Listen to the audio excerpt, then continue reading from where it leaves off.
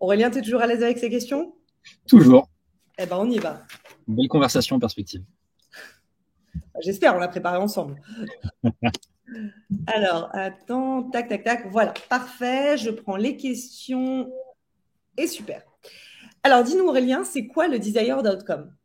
Alors, le desire.com, ça existe sous plein de terminologies différentes, mais en gros, pour faire simple, la meilleure façon d'y revenir, c'est de se placer de la perspective du client et c'est la valeur qu'il attend de la solution dans laquelle il investit. Donc, en gros, normalement, si toute votre chaîne de valeur fonctionne bien, le marketing, votre produit résout une problématique ou apporte des solutions à un problème que les clients rencontrent.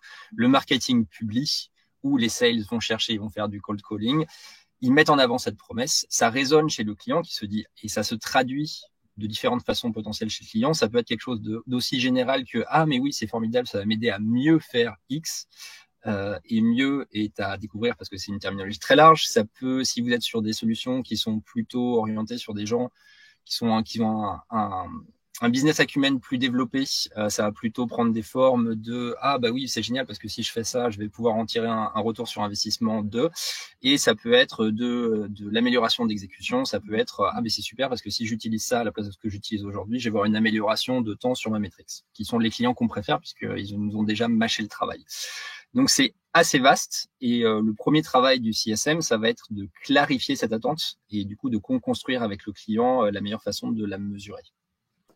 Donc, on est d'accord quand on parle de desired outcome. J'espère que je remâche un truc qu'on sait déjà à tous, mais il ne s'agit pas de parler de fonctionnalité. Un client n'ira jamais vers le produit pour une fonctionnalité, mais bien pour répondre à un souci. Exactement. C'est pourquoi j'achète, j'investis dans la solution que vous me vendez parce qu'elle va répondre à un besoin de ma part, soit pour résoudre un problème, soit pour améliorer quelque chose et me rendre meilleur. Quoi? C'est le desire.com.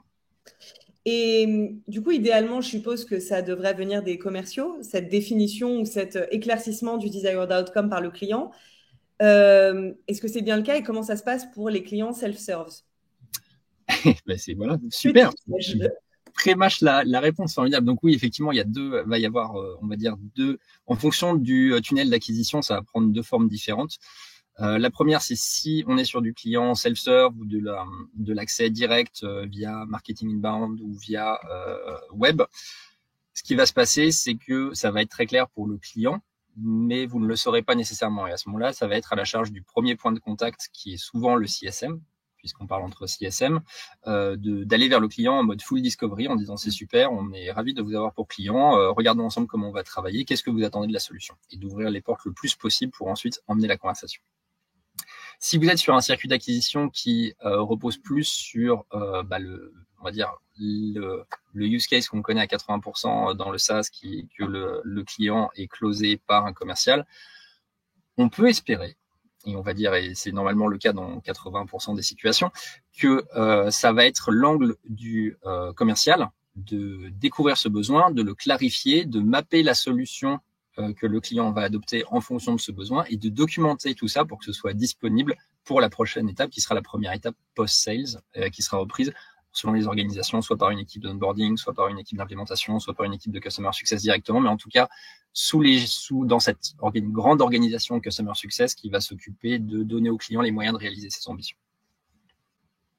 Et du coup, quand tu dis aborder le desired outcome, donc effectivement, idéalement, c'est découvert par le sales et reconfirmé par le CSM, ou alors en self-serve par des moyens automatisés. Tu dis que pour orienter la question, pour aborder la question, l'accroche, c'est qu'est-ce que vous attendez de la solution, c'est ça? C'est toujours cette question-là que tu poses, toi? C'est ça. Alors, de façon très provocative et à ne surtout pas utiliser avec un client, c'est mais pourquoi vous avez acheté? Ouais. Qu'est-ce qui a été votre moteur d'acquisition? En fait, c'est cette question-là à laquelle on doit répondre. Alors, avec bien meilleur terme phraséologie et quelque chose qui n'introduit pas un doute immédiat chez le client, tant qu'à faire. Mais oui, c'est ça qu'on cherche à découvrir. Alors, soit effectivement, on n'a pas d'informations préalables directes du client et on part d'un scope le plus ouvert possible. Qu'est-ce qu'on peut faire pour vous? À quoi le succès ressemble? Qu'est-ce que vous en attendez? Si dans 6 mois tout se passe bien, à quoi ça ressemblera? Et ce genre de questions. Soit si le sales a déjà fait le travail et a passé les informations, donc on se voit parce qu'on s'est mis d'accord sur le fait que X, Y, Z. Est-ce qu'il y a des choses à ajouter? Est-ce que c'est toujours votre optique? Et est-ce que c'est bien notre point de départ, ou est-ce qu'il faut qu'on ait déjà un rafraîchissement de cette discussion avant de s'engager plus loin?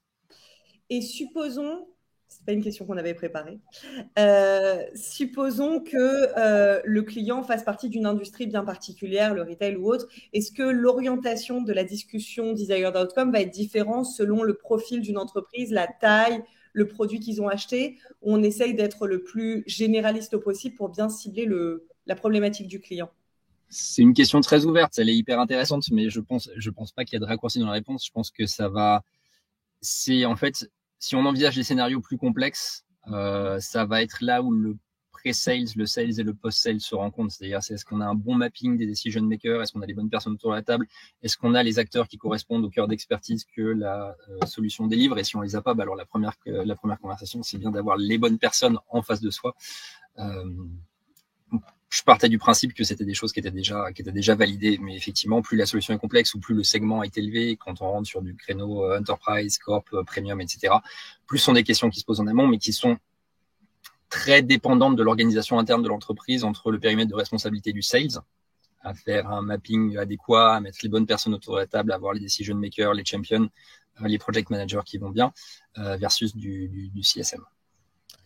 Alors, là, franchement, c'est magnifique ce que tu racontes, mais c'est un peu un monde idéal. La plupart du temps, le client dit je sais pas, j'ai acheté, c'est à vous de me le dire. À part limiter, et du coup, perdre le client, comment on peut faire? Alors, déjà, on ne perd pas un client tout de suite. On n'aime pas ça du tout. J'ai envie de dire, ça repart. En fait, une des compétences absolument nécessaires à un CSM et dont on parle le moins, c'est ce qu'on appelle la compétence alors en bon français dans le texte, de discovery. Mais c'est la capacité à ouvrir le périmètre et à accompagner la réflexion du client du plus vague vers le plus précis.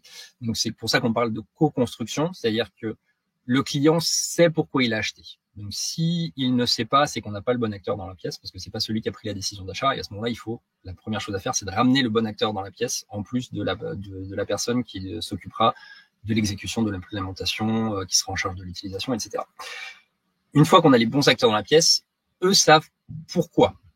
Si le pourquoi n'est pas assez précis, le cheminement du CSM, qui est hyper intéressant et je pense qu'il fait tout le sel du métier, c'est de dire, OK, mieux pour vous, c'est quoi? Vous connaissez votre métier, parlez-moi de votre métier. Moi, je connais l'outil et on va regarder ensemble à quoi ça ressemble. Avec des clients très avancés ou très opérationnels, ça peut être très rapide.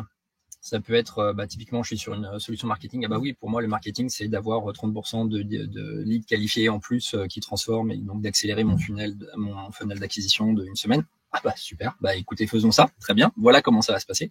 Si on est sur des clients qui me disent j'en attends des améliorations matérielles sur mon cycle d'acquisition, alors là on part de beaucoup plus loin et on va dire la meilleure façon d'adresser ça va être de creuser et de creuser encore et de creuser encore. C'est meilleur pour vous, c'est quoi? Est-ce que c'est plus rapide? Est-ce que c'est de meilleure qualité? Est-ce que c'est une autre dimension à laquelle je pense pas? Donc, avec un mélange de questions très ouvertes et de questions un peu guidées. Et si ça ne fonctionne pas ou si ça c'est pas suffisant, d'engager le client sur OK, comment vous travaillez aujourd'hui? Puisque c'est ça va permettre en fait à l'expertise du CSM de rentrer en jeu à plein en identifiant des use cases existants qui peuvent être optimisés avec l'outil. Et ça va lui créer une feuille de route et ça va l'aider à emmener la discussion vers des KPI que lui connaît, potentiellement sont plus facilement accessibles. Et à ce moment-là, c'est de la co-construction et de la validation plus que de l'acceptation de la perspective du client. Donc, en gros, l'idée du desired outcome, c'est qu'est-ce que vous voulez améliorer ou qu'est-ce que vous voulez réduire? C'est du plus ou du moins. C'est pourquoi vous nous avez choisi nous. Voilà. Qu'est-ce que vous en attendez? Et si c'est de travailler mieux, ok, travailler mieux, super. Donc, est-ce que ça veut dire oui. Est-ce que ça veut dire plus? Est-ce que ça veut dire plus vite? Est-ce que ça veut dire de meilleure qualité? Si c'est les trois, la réponse est acceptable. Et du coup, si c'est les trois, par quoi on commence? Et du coup, après, avec votre connaissance de votre solution et ses besoins clients plus clairs et ses cas d'usage, mapper l'un à l'autre et les prioriser de façon à obtenir une métrique qui soit la première métrique de succès que vous allez accompagner, puis la deuxième, puis la troisième. Alors justement, est-ce que tu peux nous parler de ce process? Alors, de ce process-là ou du process de construction une fois qu'on a défini ces objectifs-là? Alors, les deux. Les deux. Alors, parce que ce process-là, on en a déjà un petit peu parlé, effectivement, et donc c'est typiquement, ça va être ok, si mieux pour vous, ça veut dire plus vite. Aujourd'hui, vous mettez combien de temps? Qu'est-ce qui serait un bon gain? C'est quoi l'état idéal? Comment vos équipes travaillent aujourd'hui? Ok, parce que notre outil permet de faire ça et ça de telle façon. Donc, si on pense à l'accélération, comment vous mesurez aujourd'hui votre temps de cycle? Est-ce que c'est aligné avec, une fois le change vers notre plateforme, c'est quelque chose qu'on peut maintenir comme objectif, ou est-ce qu'on a quelque chose qui s'en approche, qu'on peut commencer à suivre chez vous et qu'on pourra accompagner comme facteur de succès? Et donc, emmener en fait le client d'une discussion théorique orientée valeur, usage, process, vers une discussion, ok, donc nous avons identifié ensemble que le plus important pour vous dans les 6 prochains mois, c'est d'arriver à cet état. Et donc cet état, on va l'accompagner ensemble en mesurant tel et tel indicateur. Et aujourd'hui, voilà le statut de départ. Et donc, on va pouvoir voir assez rapidement et régulièrement comment on progresse sur ces indicateurs. C'est bon sur ça? Sur ce point-là, on est bon. Sur ce point-là, c'est bon. Donc après, le vrai travail commence. C'est-à-dire ça, c'est la partie sympa. En fait, c'est un peu un cadrage. En fait, si vous avez fait un peu de gestion de projet, c'est la partie cadrage. C'est l'identification des stakeholders, l'identification des enjeux, la traduction des enjeux en objectifs mesurables. Donc finalement, quand on fait du CSM, on met plein de nouveaux termes sur des compétences et des façons de travailler qui existaient déjà avant. Et donc après, une fois qu'on a cette vision de ce vers quoi on doit tendre, ou de ce vers quoi on espère arriver le plus rapidement possible, et ben, il va falloir s'organiser par étapes pour délivrer. Et là, on passe d'une optique qui est un peu plus, qui est gestion de projet dans les phases initiales, à une optique qui est un peu plus gestion du changement et accompagnement du changement dans la phase d'implémentation. Et donc, comme dans toutes les gestions du changement, il va falloir raisonner en étapes parce qu'on va pas pouvoir partir directement sur le bénéfice de l'outil si personne ne l'utilise dans la compagnie, si les cas d'usage qui sont déployés ne sont pas les bons, si les indicateurs suivis ne sont pas les bons, si le client ne retrouve pas la valeur. Donc, on va procéder par étapes. Et donc, on va commencer par une phase d'utilisation. Et en fait, une analogie que j'avais prise à l'époque avec Elisabeth, c'est prenons quelqu'un qui se trouve en santé moyenne et qui prend des bonnes résolutions au 1er janvier et qui se dit ça y est, c'est fini, mes mauvaises habitudes c'est terminé, je sors de mon canapé, je vais me mettre à courir. Bon, la première étape, c'est effectivement qu'il sorte de son canapé et qu'il court. Donc, en termes de mise en place d'un parcours de changement pour implémenter une nouvelle solution, parce qu'on part du principe qu'on a 90% dans le SaaS qui n'existait pas avant, la première chose, c'est de changer les habitudes et de s'assurer que l'usage se met en place. Et donc, comment on s'assure que on a le bon mapping des utilisateurs, que ces utilisateurs commencent à intégrer dans la plateforme. Donc ça, c'est du pure change management. Quels sont les champions, qui portent le projet, quels mécanismes d'accountability clients sont en place pour s'assurer que ces phases sont déployées, etc. Une fois qu'on en arrive là, l'usage seul ne suffit pas. C'est-à-dire que si mon coureur, il va faire 2 km le dimanche matin, une semaine sur 3, et puis qui termine en fumant une clope et en allant boire un verre de bière, le bénéfice santé, qui est son desired outcome, il va avoir du temps à se manifester. Donc, une fois qu'on a une base d'usage qui est stabilisée, on peut passer à l'étage suivant de notre pyramide, puisque c'est ça qu'on est en train de construire, qui est quelles sont les bonnes pratiques, quels sont les usages efficaces, et donc comment est-ce qu'on s'assure que les utilisateurs qui maintenant sont sur la plateforme connaissent les bonnes pratiques et savent en tirer le meilleur parti.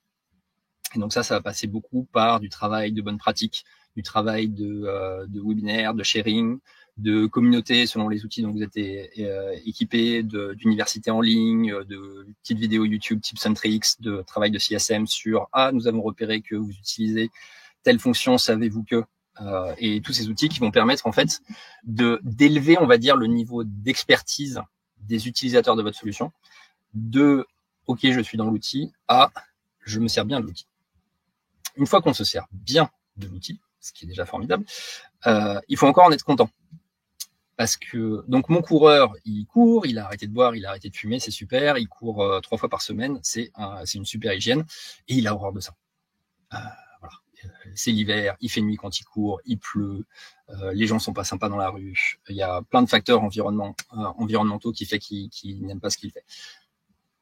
Il est hyper important pour un CSM de garder le pouls sur la satisfaction du client d'une façon ou d'une autre, parce que la satisfaction est un moteur direct de la rétention, indépendamment de la qualité d'usage. Pour les plus anciens d'entre vous, et malheureusement j'en fais partie, pensez à Paris avant Uber. On avait les taxis parisiens. Les taxis parisiens, c'était génial. On les appelait à n'importe quelle heure. Parfois, ils venaient pas. Mais on les prenait quand même, parce qu'il y avait que ça. Et donc, les voitures étaient vieilles. Il y avait un taxi sur deux qui puait. Les chauffeurs étaient pas aimables. Le niveau de service était globalement pas conforme aux attentes. Par contre, quand on regardait des indicateurs d'usage et de bonne pratique, ou les équivalents, c'était des voitures qui fonctionnaient. Elles nous emmenaient d'un point à un autre. Chaque chauffeur était disponible. Chaque chauffeur faisait son revenu. C'était super. Donc, si on ne s'intéresse qu'à l'usage et aux bonnes pratiques sans regarder la satisfaction client, on est extrêmement vulnérable à l'arrivée de Uber qui fait « Ah bah tiens, si vous n'êtes pas content, nous on a des belles voitures, y a de l'eau, c'est gratuit, on est toujours là quand on vous demande, vous pouvez voir où on en est. Si vous n'êtes pas content, vous pouvez changer de course parce que ça prend trop de temps, etc. » Et le marché a complètement basculé des taxis parisiens vers les VTC, à tel point que du coup les taxis parisiens ont été obligés d'adopter une partie du playbook des VTC pour remonter en concurrence, et ont été complètement disruptés, mais ils ont eu quelques années très très compliquées.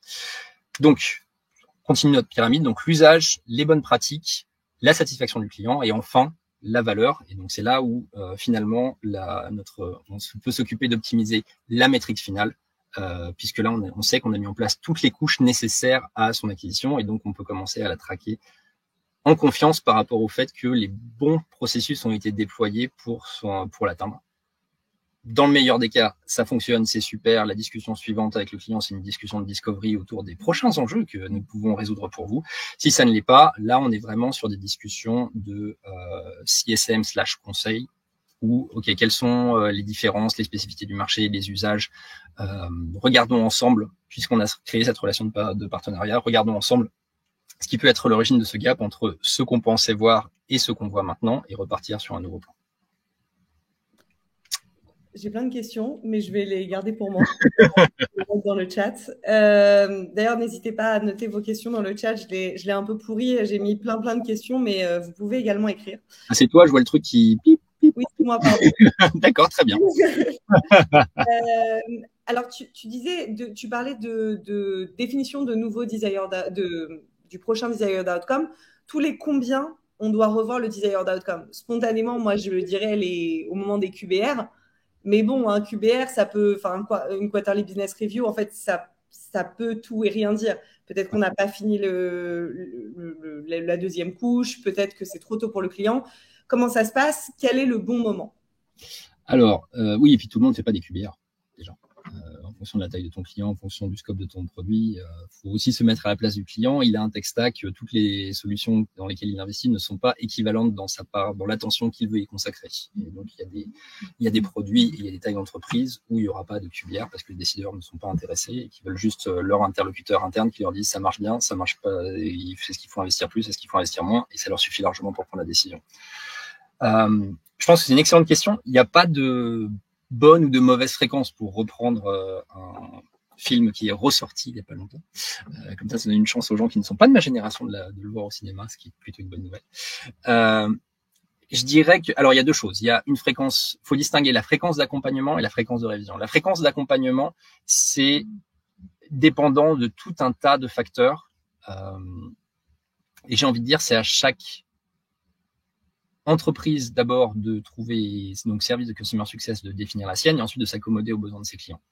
D'expérience, un format unique, que ce soit un follow-up mensuel, une QBR, il n'y a pas un format unique qui va correspondre à tout votre portefeuille de clients. Ça n'existe pas. Ça va énormément dépendre du scale, ça va dépendre des interlocuteurs, ça va dépendre de qui il faut mettre autour de la table, ça va dépendre de votre capacité, donc de la notion de combien de clients par CSM votre entreprise a décidé de déployer, ça va dépendre de vos outils de scale. Clairement, l'intelligence artificielle est en train de disrupter un petit peu tout ça en se disant, si une partie de ces flux qu'on peut automatiser, etc.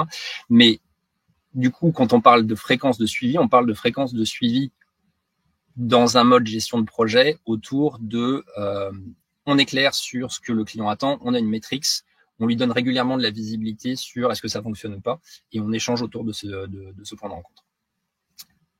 Il n'y a pas de mauvaise fréquence, sauf une, je reviens sur ce que j'ai dit, la mauvaise fréquence, c'est de ne pas le faire.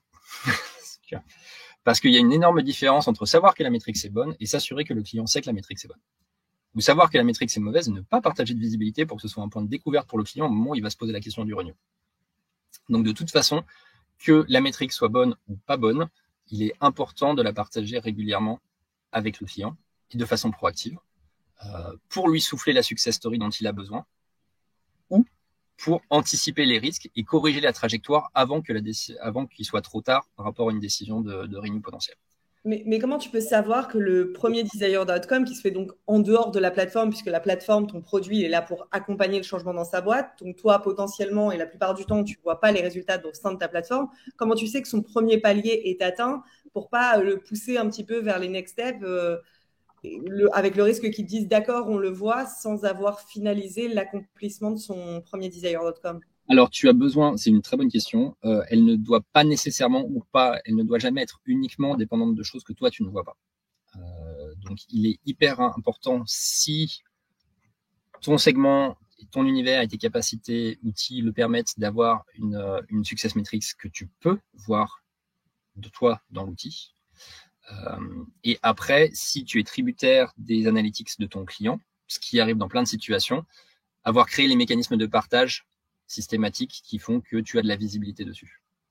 Voilà. Et là, effectivement, la question de fréquence se pose directement en amont sur, OK, vous voulez que ce soit ça la métrique de succès. Nous, on n'y a pas accès, c'est une métrique interne chez vous. Tous les combien vous nous y donnez accès. Et donc, on se donne, voilà, vous nous les partagez. Et une semaine après, le temps qu'on analyse et qu'on regarde ce qui se passe, on se voit pour en discuter. Donc ça, c'est l'accompagnement. La fréquence de revue de desire.com, je dirais, la réévaluation, il n'y a pas vraiment de fréquence. Il y a de nombreux points de contact qui sont une opportunité et l'idéal, c'est de ne pas en rater une. C'est-à-dire que ça coûte rien de leur revalider en intro de chaque call de follow-up. C'est même plutôt une bonne pratique de dire, voilà, est-ce qu'on est toujours aligné sur le fait que ça, c'est le plus important pour vous? Voilà. Chaque fois qu'on atteint la métrique, c'est-à-dire, ah bah, vous avez vu, voilà, c'est ça que vous attendiez, c'est super, on y est arrivé. Maintenant, quoi? C'est ça. Est-ce qu'on pousse plus loin? Est-ce que vous êtes content comme c'est? Est-ce que ça développe de nouveaux besoins? Il y a beaucoup d'entreprises qui travaillent avec des solutions qui s'organisent un petit peu en entonnoir les unes des autres. C'est-à-dire que donc quand on commence par le début, bah, ça débloque des besoins à les tâches suivantes. Et ça tombe bien parce que potentiellement, on a une solution pour ça. Typiquement, c'est le cas d'HubSpot avec les solutions marketing et sales.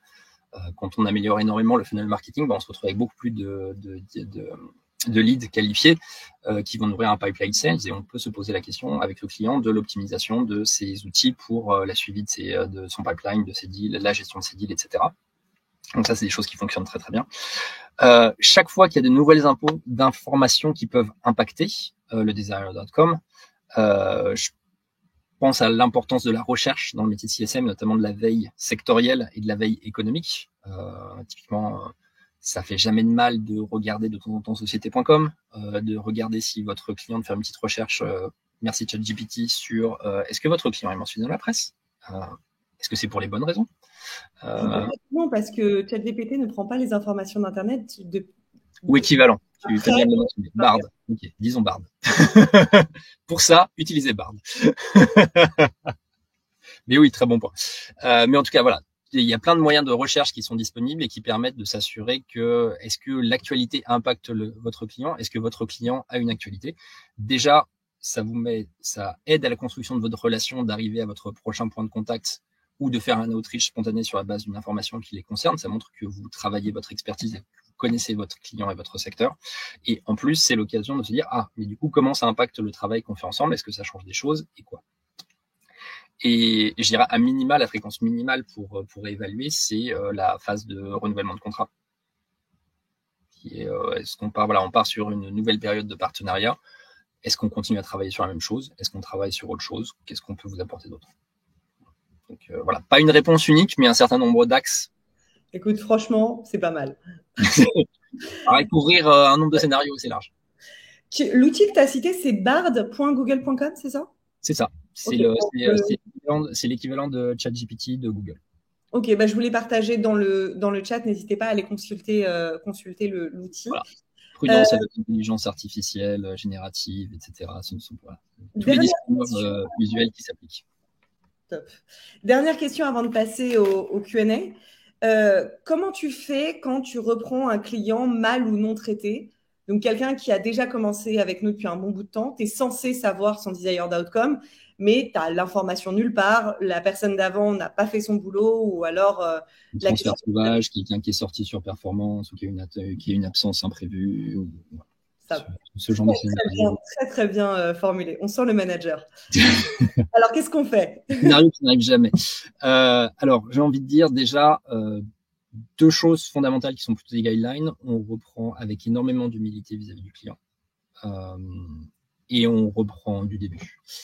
La première chose à faire, c'est de faire ses due diligence avant même de contacter le client et de regarder tout ce qui peut exister en interne, tout ce qui a été documenté en interne, tout ce qui a été documenté hors système, les papiers, les machins, éventuellement, s'il y a encore des bonnes relations, etc., de l'outreach à l'ancien commercial, à l'ancien CSM, s'il y en a eu un, etc.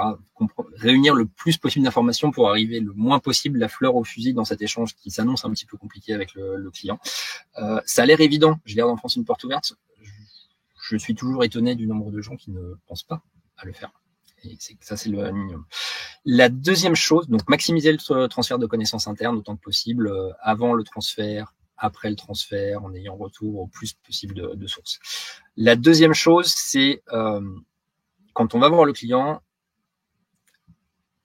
écouter et accepter le feedback. Il y a de fortes chances qu'il ne soit pas hyper content, et ça va être pour vous. Et aux yeux du client, vous êtes l'entreprise. Donc, c'est effectivement j'ai envie de dire, que ce soit vous, que vous n'ayez pas toutes les informations, que ça a été un transfert interne qui soit pas forcément fait dans des bonnes conditions, c'est pas le problème du client. Et c'est désagréable à entendre, mais c'est le cas. Et dans ce contexte-là, c'est la perspective du client qui prime. Donc voilà, écoutez, acceptez, s'excuser parce que vous êtes les représentants de l'entreprise, quoi qu'il se passe derrière au niveau de l'entreprise. Et après, je dirais, rester solidaire de l'entreprise. C'est pareil et de l'équipe précédente, ça va sans dire, mais ça va mieux en le disant. Et après, on repart sur voilà où j'ai repris le dossier. Discovery, alignement. Honnêteté, transparence, humilité. Ouais. Ça marche. Ok. Bon, bah top. On passe au Q&A. Passons au Q&A. Alors, je vais trier par vote. Et on va commencer par la question d'Alexandra. Comment convaincre un client fantôme de partager son desired outcome? Alors, je pense que les autres questions ne sont pas aussi galères, ne t'inquiète pas. Le Grey. Alors, chez nous, on a une expression pour ça, on appelle ça le Grey MRR. C'est en fait le revenu qui est détenu par des clients qu'on n'arrive pas à joindre. J'ai envie de dire, et c'est une opinion personnelle qui ne fait pas forcément. Vous trouverez probablement des gens dans le métier qui ont d'autres opinions, mais c'est la mienne. Si on lui a donné suffisamment d'opportunités pour exprimer une opinion, pour exprimer son opinion et avoir un échange autour de ce que lui considère comme le meilleur desired outcome, quelque chose qui marche assez bien et qui fait réagir, c'est de lui pousser une version de ce que ça peut être. Genre non, pas genre une success story, vraiment genre sur son cas. Et ben écoutez, voilà, vous avez acquis la solution de marketing X avec nous. Voilà, nous sommes 6 mois dans l'implémentation et nous constatons que vos leads ont augmenté de 20%. On ne sait pas si c'est ça qui l'intéresse, mais quand on regarde du point de vue du marketing, c'est quelque chose qui peut définitivement l'intéresser. Et si c'est pas ça qui l'intéresse, il y a plus de chances que ça génère une réaction qu'une question ouverte sur échangeons ensemble autour de vos priorités métiers. Il y a Chanel qui demande et si les résultats sont négatifs. Ça arrive. C'est une très bonne question. Bah, pareil, j'ai envie de dire. En termes de process, ça change pas grand-chose. Simplement, la discussion à avoir, c'est est-ce que si on revient sur cette pyramide de l'usage des best practices, de la satisfaction client, de la valeur, est-ce que toutes les étapes sont bien en place? Peut-être pas, peut-être qu'il y a eu des gaps dans le process et à ce moment-là, ça viendra à la fois de la discussion du client parce que, mine de rien, rappelons que le CSM n'est pas l'implémenteur et que ce n'est pas lui qui mène le plan d'action. Donc, en fait, la visibilité qu'il a sur la façon dont le déploiement a été fait est conditionnée à ce que lui partage le client et à ce que le client fait entre les points de contrôle. Donc, il y a définitivement un point de revalidation sur est-ce que ça, c'est bien en place. Et si c'est le cas, après, on discute sur, OK, donc quand on commençait, on n'avait pas autant de vision et de connaissance de l'outil dans le cas d'usage spécifique de votre entreprise que maintenant. Qu'est-ce qui peut générer la différence? Est-ce que c'est une différence acceptable? Est-ce qu'on recalibre nos attentes? Ce qui est une conversation qui est potentiellement désagréable, mais qui fait partie des possibles. Ou est-ce qu'il y a d'autres terrains sur lesquels il faut qu'on étende et on rentre dans un rôle un peu plus de consulting autour du métier, des bonnes pratiques, de ce qu'on voit sur d'autres clients qui sont dans des industries similaires? Est-ce que les attentes étaient irréalistes, par exemple, ce genre de choses? Et de toute façon, cette conversation, il faut l'avoir le plus rapidement possible avant le renouvellement. Donc, absolument, le plus rapidement possible. Il y a pas de plus mauvais play que de cacher des mauvais résultats et de les mettre sous le tapis en espérant qu'ils deviennent meilleurs tout seuls. Ok, ça marche. Il y a très peu de clients. On a changé de contexte au niveau SaaS par rapport à il y a 2 ans où on était sur une période de phase où les questions ne se posaient pas trop. Aujourd'hui, il y a très peu de clients qui ne vont pas vous titiller sur puisqu'on parle de renouvellement, regardons un petit peu où on en est, ce que vous m'avez apporté. Moi, j'en vois pas sur mon portefeuille. Donc, ça marche. On va passer à la question suivante, question de moi. Quand au tout début, tu disais, donc la question d'ouverture, c'est qu'est-ce que vous attendez de la solution? Le problème, c'est que beaucoup de clients immatures ou qui comprennent pas, qui ont peut-être pas été assez loin dans le discovery ou qui sont pas allés dans cette réflexion-là, peut-être qu'ils ont acheté trop vite le produit, vont répondre par une fonctionnalité ou quelque chose sur lequel clairement il n'y a rien à manger. Qu'est-ce qu'on fait quand le client répond par cette fonctionnalité? À chaque fois que tu essayes de creuser, il revient sur cette feature. Où il n'y a rien à manger ou que l'outil ne permet pas. Pour moi, c'est deux choses très différentes. Et ben, je te laisse répondre aux deux. Je me suis enferré moi-même sur celle-ci. C'est cadeau. Je dirais, où il n'y a rien à manger, la discovery, c'est une compétence et c'est une compétence qui s'entraîne. Donc, c'est comment un des petits roleplays que je vous conseille de pratiquer avec vos collègues, avec votre manager, en coaching, etc., c'est combien de fois et sous combien de formes différentes vous pouvez poser la même question à un client. Et ça peut aller assez loin. Moi, j'avais joué comme ça avec quelqu'un et on était arrivé à 12. Dans la même conversation, on s'entend. Donc ça, c'est une stratégie. C'est une stratégie. Est-ce que tu as des conseils ou une ressource à évoquer justement pour affiner cette compétence de discovery? LinkedIn Learning a plein de choses intéressantes. T'as pas bossé chez LinkedIn? Je suis pas corporate, j'y suis plus, mais c'est effectivement, il y a plein du coup, je l'ai bien utilisé et je connais l'outil et il y a plein de cours intéressants là-dessus. Moi, je vous conseille aussi, et de façon beaucoup plus simple, c'est un réseau où il y a beaucoup d'entraide, les customer success. Donc, trouver des mentors, trouver des pairs, trouver des gens qui sont sur des secteurs qui sont pas concurrentiels et qui seront heureux de partager avec vous et d'échanger avec vous sur ces problématiques-là. Quelles sont leurs go-to questions? Il y a pas mal de CSM qui ont une liste, qui ont une shortlist de 5 ou 6 questions pour arriver à cette réponse. Donc, quand il n'y a pas assez à manger, la réponse, c'est on creuse encore en variant la question, mais toujours avec la même direction.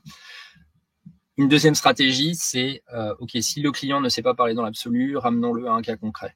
Et à ce moment-là, c'est OK, quel est l'objectif de votre service et aujourd'hui, comment vous êtes organisé pour l'atteindre. Et c'est là où vous pouvez, en fait, vous prenez un pas de distance de plus, vous mettez une casquette un peu plus consulting, et c'est là où vous allez pouvoir faire le parallèle entre ce que vous connaissez de votre produit et ce qu'il peut apporter au client et la façon dont il travaille aujourd'hui, et re-rentrer par cette porte-là ensuite en disant « Ah, je vois que vous travaillez comme ça, nous on travaille comme ça, notre outil permet de faire ça, ça et ça, et donc ça devrait améliorer X.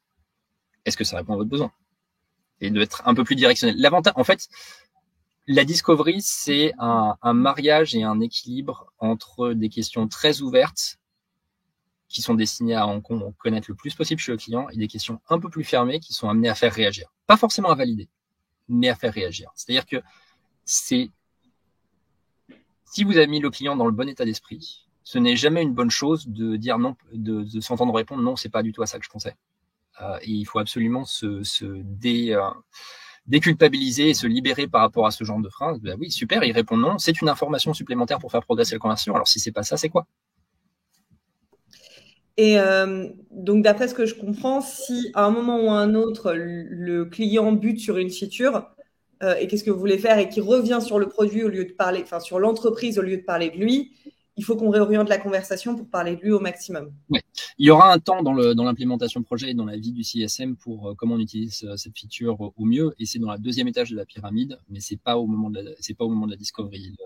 En fait, les questions qui sont comment j'utilise cette feature, elles doivent se retransformer en quel est le process que vous espérez supporter avec cette feature. D'accord.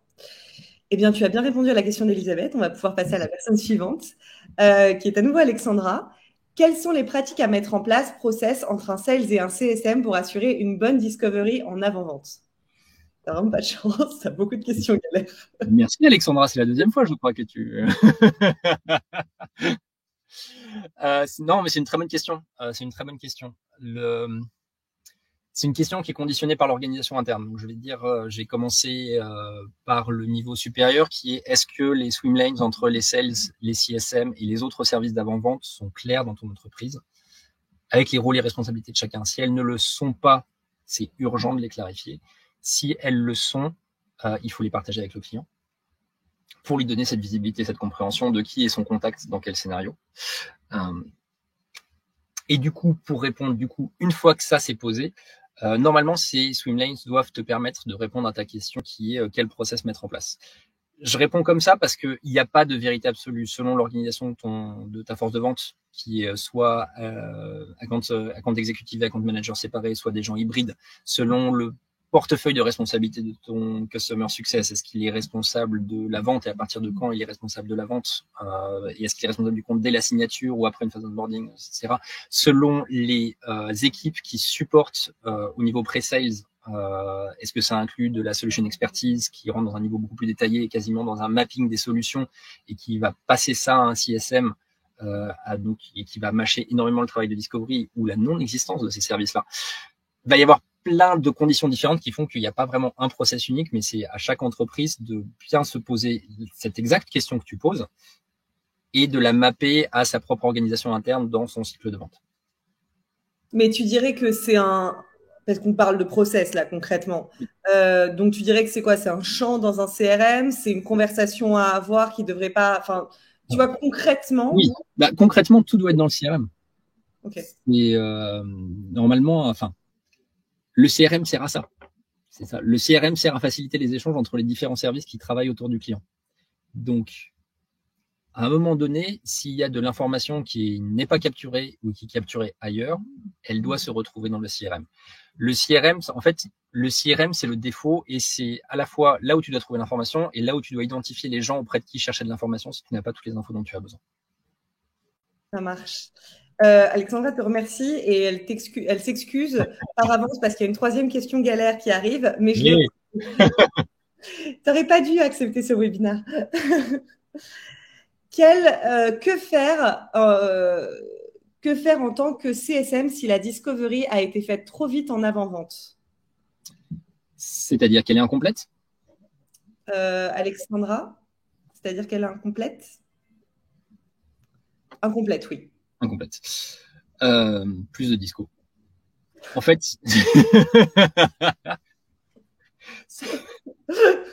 Franchement, fais des TEDx. C'est la réponse courte, mais c'est aussi ça. C'est-à-dire qu'en fait, tu vas arriver à ton premier meeting avec le client avec, voilà, nous avons déjà eu des échanges avec certains de mes collègues. Voici notre vision à date de ce qu'on a. Et ça, c'est ton point d'entrée. Soit ton client va te dire, ah bah, super, parfait, partons là-dessus. Et c'est du temps de gagner. Soit il va te dire, ouais, mais il y a aussi ça, ça et ça. Et ben, tu relances, tu remets une pièce dans la machine et c'est là que tu fais de la disco en plus. Je pense que ce qu'il faut retenir, c'est qu'il faut être transparent avec le client tout en supportant son entreprise, ne jamais arriver en rendez-vous en supposant qu'on sait si ça a été incomplet, quoi. Et c'est pour ça que je parlais effectivement que ça ne coûtait rien de revalider à chaque point de contact avec le client son desire.com. C'est-à-dire que entre ce risque-là, mais aussi le risque qu'entre deux points de contact, il y a des choses qui changent chez le client. Commencer un meeting avec le client par un slide récapitulatif des enjeux, c'est toujours une bonne idée. Ça marche. Autre question, la définition du desired outcome doit-elle être approuvée par les managers ou l'exec en amont pour éviter les bad fit customers? Question de moi. Laisse-moi réfléchir une seconde parce que je peux aller dans plein de directions différentes. En fait, la question que je me posais derrière, c'est à terme, sur un CRM, pour éviter également les bad fit customers, est-ce qu'on peut mettre en place une liste, une drop list dans le CRM pour dire le client, il veut ça, ça et ça. Et si son desired outcome, il fait pas partie de la liste, soit on check avec le produit, soit c'est un bad fit customer. Soit la feature, on peut pas l'atteindre. Mais pour ça, qui définit la liste? Tous les combien elle doit être revisitée? Alors, au plus haut niveau, j'ai envie de te dire, l'alignement minimum, c'est que si tu pars sur un client qui attend un truc de radicalement différent de la promesse que tu diffuses et que tu publies sur le web et que tu advertises, il y a un problème. Donc, quels sont en interne les garants du respect de ce process-là? C'est-à-dire qui va s'assurer que quand les sales gèrent des clients, ils vont bien parler de ce pourquoi ton produit est mis en avant et pas de complètement autre chose. Vaste porte ouverte, mais je pense que ça tient plus du coaching des équipes de vente que de guidelines fixes et de définition de desired outcome. Parce que, comme je te le disais, l'important, c'est que cette valeur attendue, c'est quelque chose qui vient de la perspective du client. Et donc, si toi, proactivement définis un certain nombre de scénarios que tu dois cocher, tu vas potentiellement te priver de champ parce que le client voit les choses d'un œil un petit peu différent ou d'une perspective industrie qui va changer quelque chose, etc., pour lequel ton produit est un fit, mais juste auquel toi, tu n'auras pas pensé. Et c'est effectivement la mise en parallèle de l'expertise du client sur son secteur d'activité et du CSM sur son produit qui vont te permettre de faire émerger la matrix qui sera la plus adaptée dans ce cas-là. Après, il y a aussi plein de scénarios où tu n'auras pas une matrix parfaite et c'est aussi quelque chose sur lequel être transparent avec le client. Et moi, j'utilise beaucoup dans mes conversations le terme proxy.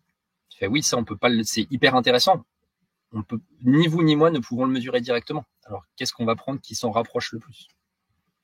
Tu vois, récemment, tiens, exemple super récent, là, je fais tout un travail sur les bad fits et notamment sur les clients qui deviennent silencieux dès qu'ils closent. Je ne sais pas reconnaître. Il faut une combinaison de beaucoup de systèmes d'infos pour reconnaître les clients qui valident.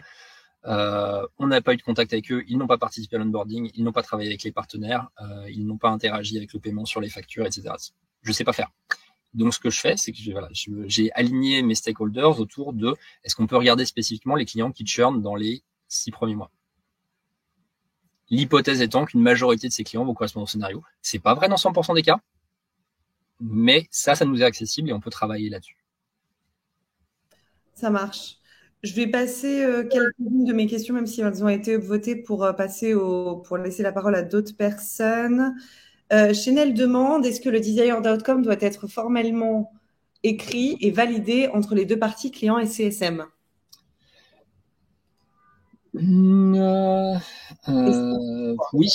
Oui, sous la forme de la métrique. C'est-à-dire? C'est-à-dire qu'en fait, au début de la conversation, on parlait de co-design. Donc, le co-design, c'est le client attend ça, l'outil fait ça, il y a une conversation entre le client et le CSM qui doit amener en output à la façon dont nous allons mesurer ensemble la performance, c'est cette métrique. Cette métrique, oui, elle doit être commune. Ok. On va prendre... de transparence dont on parlait et de s'assurer que les deux parties qui travaillent sur le projet aient accès simultané à l'information. Top. Je vais prendre 2 autres questions et puis après, on te laisse tranquille. Je sais que tu as un hard stop juste après. Et vu tes galères de connexion, je vais te laisser peut-être même 10 minutes.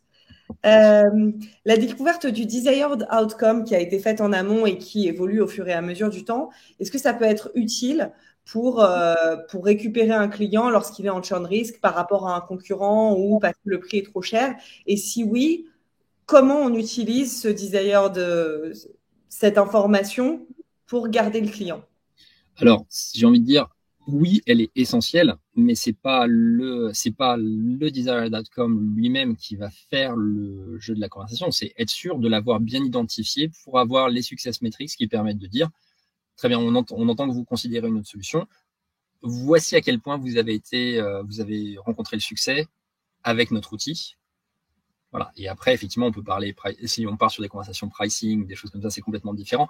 Mais c'est le proof of value, c'est le retour sur investissement. C'est-à-dire, en fait, on n'aura que des visions biaisées du retour sur investissement si on ne prend pas la perspective du client sur ce qu'il en attendait au départ. D'où le besoin essentiel de dire, OK, tu veux ça, mais comment moi je le sais? Exactement. OK, très clair, merci. Et dernière question de Alexandra, comment gérer le desired outcome en cas, je vais y arriver, de changement de project manager et donc de changement de vision globale chez le client? C'est encore une excellente question, Alexandra. Merci pour ta participation. Je suis ravi de te voir si engagé. Je dirais que ça revient à ce qu'on disait sur quand est-ce qu'il faut revalider. Si tu as un nouvel interlocuteur, bah, on va espérer que tu rentres en contact le plus rapidement possible avec lui, repartir de ce que tu connaissais avec ton interlocuteur historique et reposer les bases d'une nouvelle collaboration. Ça peut effectivement consister en redéfinir les attentes et donc refaire une évaluation complète autour de tiens, votre stratégie a changé, super. Du coup, qu'est-ce que ça veut dire pour le partenariat? Est-ce qu'on continue à travailler sur les mêmes axes ou est-ce qu'il y a de nouveaux éléments à prendre en compte? Il faut avoir cette conversation le plus rapidement possible. Et il y a de formidables outils sur le marché qui permettent de recevoir des alertes quand il y a des changements de POC, des choses comme ça. C'est en train de s'automatiser à vitesse grand V. Donc, je vous conseille de regarder un petit peu sans faire de pub à personne. Je vous conseille de regarder très vite dans cet univers parce que effectivement, dans les éléments de recherche qui sont extra pertinents, une fois que vous avez identifié votre réseau au sein du client, savoir si ce réseau se maintient en place, qui intervient, qui prend des nouveaux postes clés qui peuvent intervenir sur le projet, c'est essentiel. Surtout, plus on monte up market et plus on va avoir d'enjeux importants sur ces informations-là. Mais du coup, s'il y a une nouvelle personne en face de toi, un nouveau représentant, est-ce que tu vas reprendre les 4 stages de la construction du desired outcome, gestion du changement, confirmation, tout ça? Bah forcément, tu vas reprendre parce que typiquement l'usage est acquis. Si l'usage est acquis, t'as pas besoin de reprendre l'usage. Par contre, si tu changes de perspective, alors les meilleures pratiques et donc l'usage efficace n'a peut-être plus la même définition par rapport à un nouvel objectif. Tu vois, donc ça va dépendre entre guillemets. Tu vas reprendre le projet là où il en est et tu vas voir jusqu'à quel point le changement d'outcome remonte dans la pyramide. Si c'est pas la même population qui doit utiliser, bah tu vas revenir à l'usage. Si c'est la même population mais que tu attends des choses différentes d'eux, et bah tu vas revenir aux bonnes pratiques. Ok, ça marche. Et ben écoute, Aurélien, je te remercie. C'était hyper intéressant, mais je n'en doutais pas. Merci à tous d'avoir participé à ce webinaire. Merci particulièrement à Alexandra qui a été super active sur les questions ainsi que Chanel. Donc merci beaucoup. Et puis nous, on se retrouve le mois prochain pour un nouveau webinaire. Merci encore Aurélien. Merci à tous. Bonne fin de journée. Salut. Salut.